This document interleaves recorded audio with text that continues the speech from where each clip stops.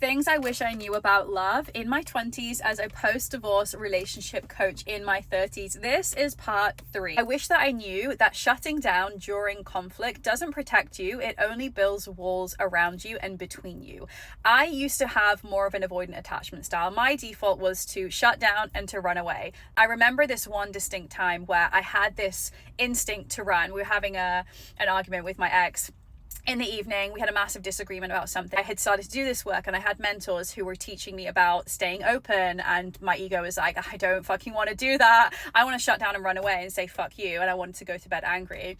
So we had this disagreement. I went into the bedroom and I was like, I'm just going to read my book and I'm going to be pouty and I'm going to be pissed off, and then he's going to have to deal with me being in a bad mood today, tonight and tomorrow. And I had this moment where I had my mentor's voice in my head that was like, if you could show up as love in this moment, not ego, how would love respond? How would love show up?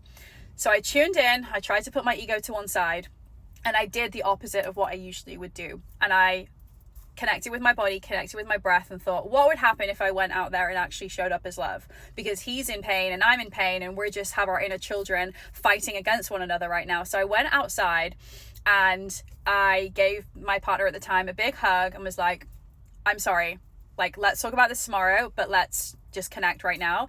And I remember it diffused the whole thing, and I thought, wow, this was really simple. Like, actually, all I had to do was show up as love and put my ego aside and be okay with being wrong. And I like being right. We all like being right. We're operating from ego a lot of the time, and especially in relationship.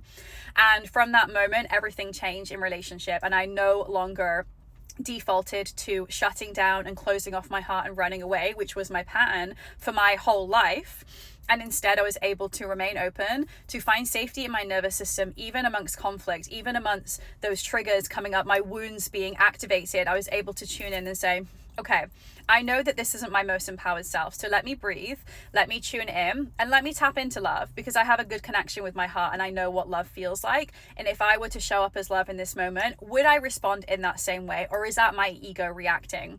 This changed the game, and it really is the foundation for transforming your relationship. Because why would we want to operate from ego? Why would we want to cause hurt for another person? That is what happens when we close off, when we shut down, when we get into those avoidant tendencies or act out in another way. And if I knew this in my 20s, everything would have been different. So the question to ask yourself, to remind yourself, is have my voice in your head when you feel those triggers arising. What would love have you do in this moment? How can you show up as love instead of ego, and be very clear to see the differences between those two, because they're never going to be the same response as one another. Love always wins. It's cliche.